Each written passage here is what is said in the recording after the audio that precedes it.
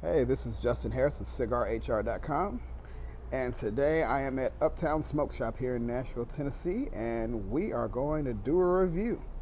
And instead of doing the typical review where you have to look at me the whole time, we're going to do a point of view review, a point of review, if you will.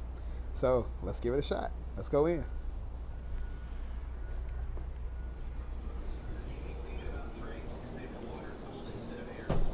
There's Joe. Hey, how's it going, Justin? So, here at Uptowns, we're going to find us a nice seat. We're going to, here's the humidor. Let's go check it out. Let me find my seat. My usual seat there. All right, let's take a look at the humidor. So, here we are at Uptown Smoke Shop in Nashville, Tennessee. Beautiful humidor. A little something for everybody. But today, I'm going straight to the Post Embargo from Alec Bradley. So this is the Robusto we're going to take a stab at here. Robusto box pressed from Alec Bradley, new release, Post Embargo. So ironically, this came out right around the time where we were where Obama was visiting Cuba. So I thought it was pretty ironic that a little bit after when this cigar was released, Cuba was all in the news because of our president's visit. So one cool thing I want to show you about this box, one, just the cool artwork there with the Cuban flag and the American flag kind of there in concert, just showing that there is just showing the symbolism behind the relationship there. And then you'll notice the box with the Cuban woman extending her hand to the American woman. They're bridging the gap there. And speaking of bridging the gap, let's take a look at the outside of the box. And part of it's covered up there, but underneath this really cool sticker here that's closing the box, it says, "Taste the past, bridge the gap, enjoy the future."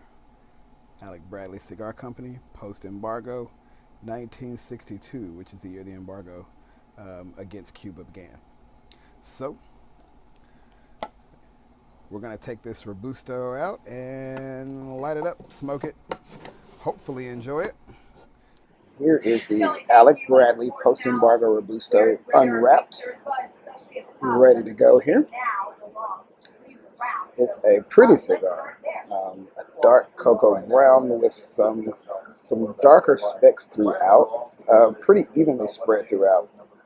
It's a nice wrapper, nice oily looking wrapper.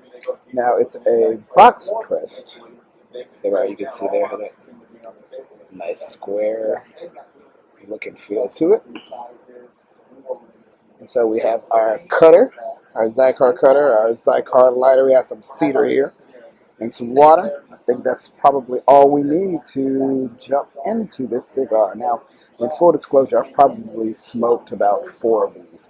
So this isn't the first time I've had it. So we always do multiple so that we can, accurately judge the construction, the taste, the flavors that we're getting.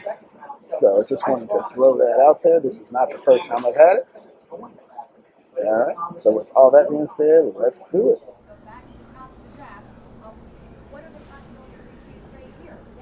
Well, I think it's very likely that when you feel there's value there, just perhaps maybe they need to pick up another player later in the draft, later in the first round, as opposed to that high when you feel like his value doesn't warrant the number 7 pick here.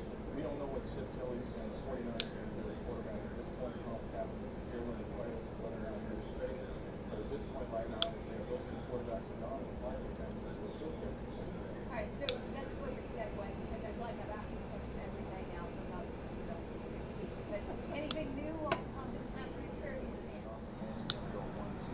And now that pushes up the value of Lynch because we know how valuable quarterbacks are in this league. It just feels like perhaps this is part of the So starting off with the Post Embargo, and I didn't even use the cedar, but it looks good in the back of the picture. So the wrapper is Honduran, the binder is Honduran and Nicaraguan. It has a double binder, and then the filler is also Nicaraguan and Honduran. So far so good. It's burning well. A little wave at the beginning, but I expect and hope that that'll correct itself. But we will keep you posted.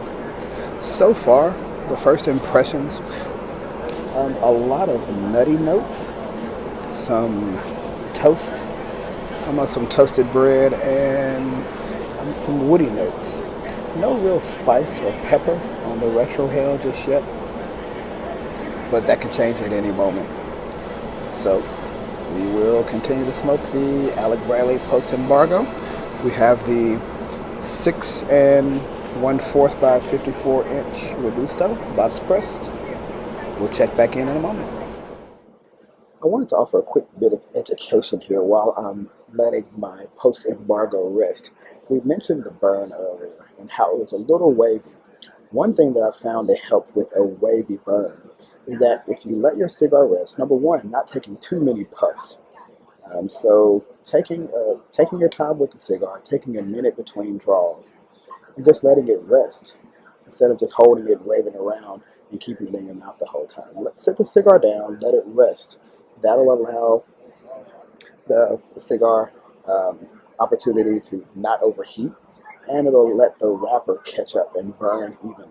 So one thing that I've learned is that if you put the slower burning end on the bottom, slower burning side on the bottom, as that smoke rises, the oxygen can't get to the top portion of the wrapper, so it starts to burn a little slower, allowing the bottom portion to catch up and burn a little quicker. So that's just one thing that I wanted to show you, so that my cigar will start to burn evenly in a second, and it's almost there. So let it rest and let the slower burning side of the cigar rest toward the bottom. All right.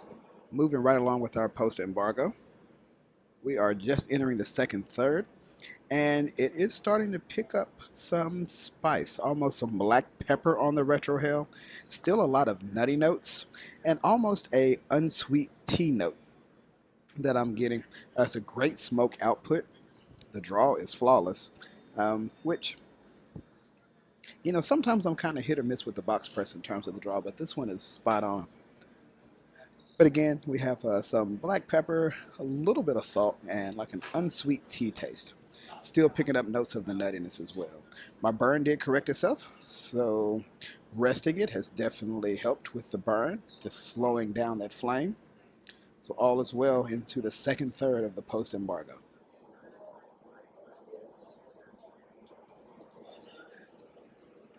I love watching the smoke rise out of a cigar.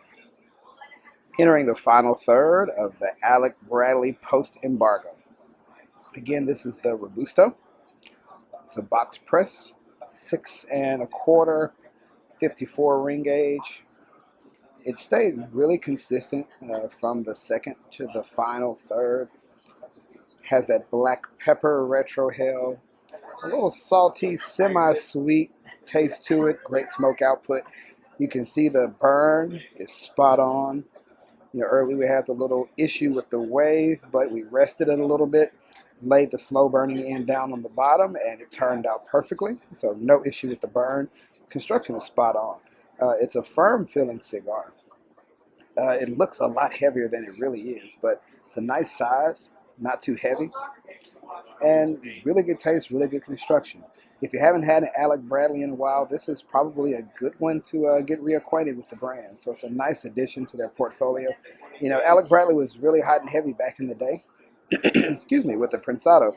And after that, it's kind of quiet. You didn't hear a lot of people talking about Alec Bradley's, but this is a really nice one, the post-embargo, honoring the relationship between U.S. and Cuba, the renewed relationship. Again, check out the pictures of the artwork from the box, give you a good idea of the story behind the cigar, and we'll also include that on the post. So we'll share some of the background of the cigar there and some of the pictures that we took. So thanks for joining us. We enjoyed smoking this cigar with you. We enjoyed the point of view review. The point of review. I'll figure out a good name for it. But thank you so much for checking out CigaHr, and we'll smoke with you soon.